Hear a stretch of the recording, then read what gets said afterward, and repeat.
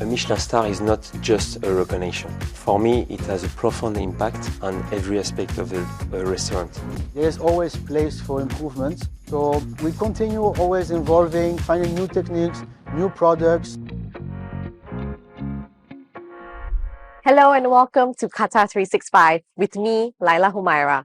On this episode, we'll whet your taste buds with a scintillating look at Qatar's culinary scene, from fine dining to the art of pastry making. But first, the wait is finally over. The Michelin Guide Qatar for 2025 has been announced and the stars have been awarded. A big night for Alan Ducasse as he adds another Michelin star to his name through the modern European restaurant Edam. The second Ducasse restaurant in Qatar, Jwan, also got a mention, and I got to take a look at what makes these two restaurants special. Jwan is a fitting name for the Alan Ducasse restaurant nestled inside Jean Nouvel's masterpiece. Meaning the perfect pearl, Jwan is a gem in Qatar's culinary landscape. So it's only right that 4 million Swarovski crystals adorn the ceiling, reflecting the intricate details. And perhaps with the launch of Qatar's very own Michelin Guide, a worthy spotlight. A big part of any dining experience is undeniably the ambience and design of a restaurant. Here at Jwan, designers Koichi Takada architects paid tribute to Qatar's rich pearl diving heritage.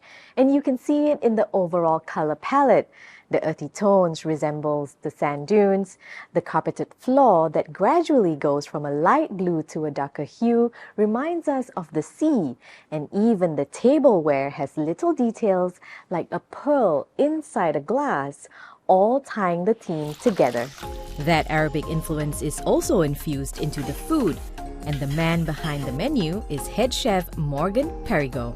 Today he's preparing one of his signature dishes, a tandoori dish featuring a fish found locally, the hamur. So we mix it with the tandoori, then we stuff this fish mixed with a lot of things inside the naan bread, then we grill it at the barbecue. For me, it's one of the dishes that is representing a lot Jwan and the Qatar. Chef Morgan started his professional culinary journey at 16 years old and seeks inspiration everywhere he goes, even on his days off. Whether it's spending time at farms exploring local products or getting lost in the winding lanes of the souks, he's always looking for ways to spice up Jwan's offerings. And while all the attention is on the Michelin Guide, Chef Morgan knows his work can't be defined by his childhood wish. I will continue to do my best. I will continue to manage my team as before. I won't change. It's not because Michelin is coming that I will change. And I think it will be the wrong idea to change completely. From the homey neutral colors of Jwan, we head across the road to the Museum of Islamic Art, home to the first Alan Ducasse restaurant in Qatar. At Edam, we're welcomed by the sophisticated and modern chic fittings of Philippe Starck. But the centerpiece of Edam's architecture is what looks like a painting in the distance, the Doha skyline. And it's here that head chef Fabrice Rosso combines classic French fine dining with a contemporary flair. But to also run a restaurant with a no-alcohol policy, he had to get creative with the ingredients. I would not say it's a challenge. It's very interesting because of that you have to think differently. So by example, the tannin of the red wine that are actually come from the skin of the grapes and the branches.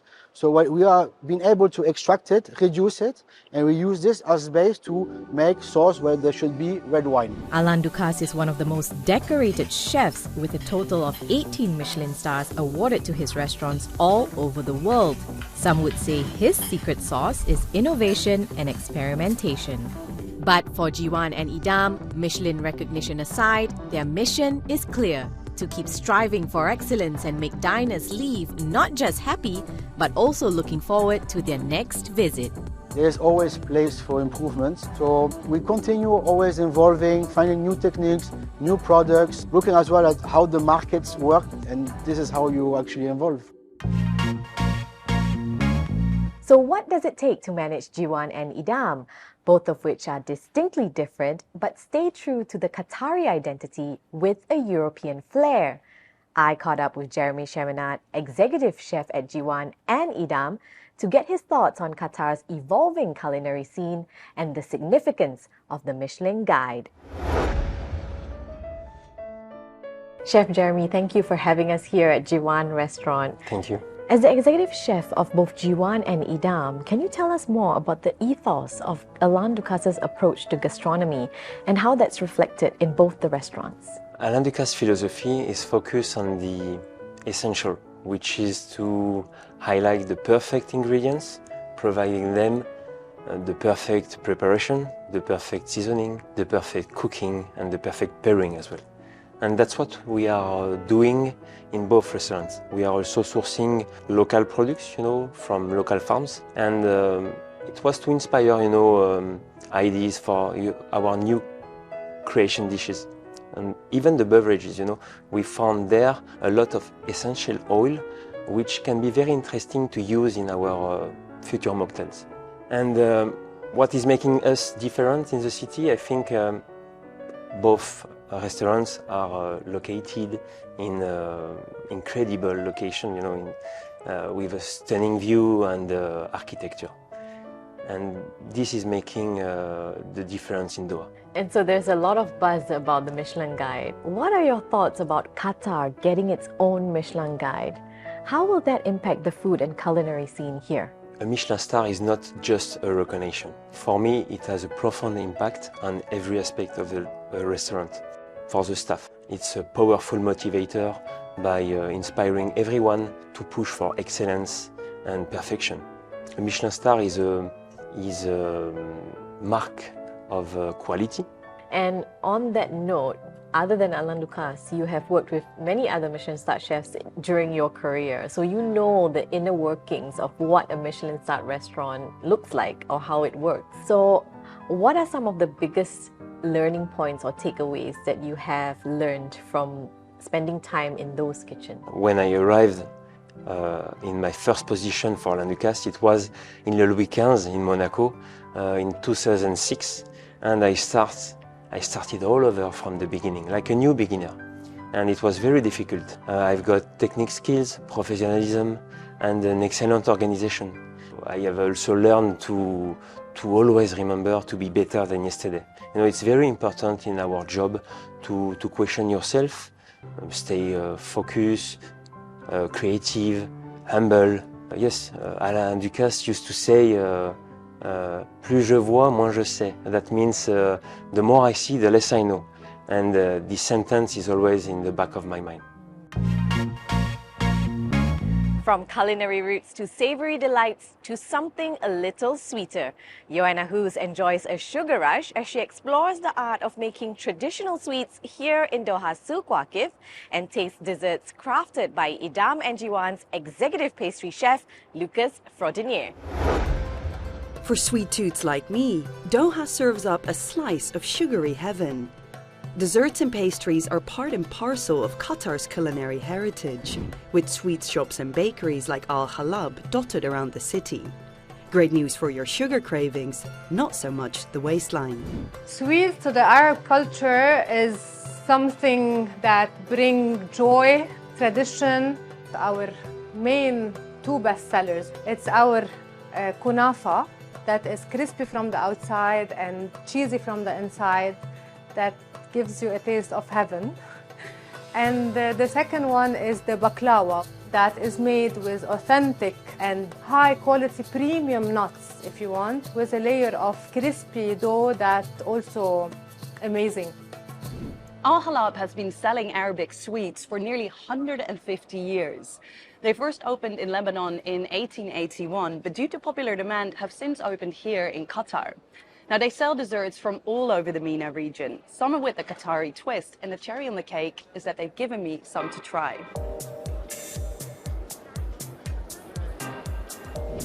It started in Tripoli, north of Lebanon, 1881, as a small run shop making Arabic traditional sweets, and it grew to become franchisee all over the world, especially in the GCC and the Middle East. While our sweets are deeply rooted into the Lebanese state, but we actually tailor some of the Qatari sweets just to respect their culture and their tradition as well.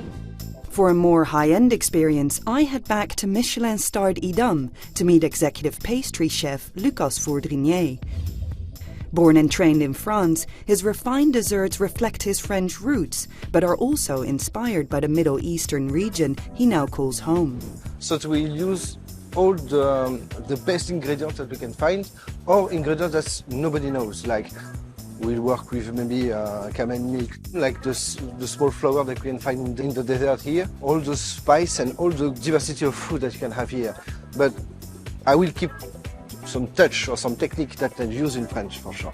In some restaurants, dessert is treated as a bit of an afterthought, but not here at Edam, where the final course is integral to the tasting menu. A perfectly sweet finish to a carefully crafted dining experience. For me, pastry is something that you don't need, but you will crave for. You don't need to have any desserts, but you will take it. In Edam, when you have this kind of menu, like you will go with 6 or 8 plates, of course it's obvious that the dessert will be mandatory at the end. You need to have it. This is the sequence of the experiences.